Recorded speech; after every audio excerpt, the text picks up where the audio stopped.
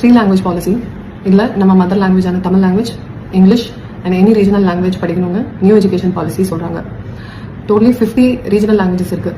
சரி, ஒரு கிளாஸில் 50 மெம்பர்ஸ் இருக்காங்கன்னா ஒவ்வொரு ஸ்டூடெண்ட்டும் ஒவ்வொரு லாங்குவேஜ் சூஸ் பண்ணுறப்போ அங்கே ஒரு ப்ராக்டிக்கல் டிஃபிகல்ட்டி அரைஸ் ஆகுதுன்னு கடைசியில் எல்லாத்துக்கும் காமனான ஹிந்தி லாங்குவேஜை தான் படிக்க சொல்லுவாங்க. ஒரு இனத்தை அழிக்கணும்னா முதல் கட்டமாக அதோட மொழியை அழிச்சாலே போதும். ஸோ அதுக்கான எடுத்துக்காட்டு தான் ராஜஸ்தான், பீகார், மகாராஷ்டிரா போன்ற ஸ்டேட்ஸில் அவங்க மதர் லாங்குவேஜஸ் யூசேஜ் குறைஞ்சிக்கிட்டே வருது. இதில் அடுத்த டிஃபிகல்ட்டி என்னன்னா நம்ம ஸ்டேட் கவர்மெண்ட்ல இருக்கிற ஜாப் ஆப்பர்ச்சுனிட்டிஸ் எல்லா ஸ்டேட்ஸ்க்கும் ஷேர் ஆகும்.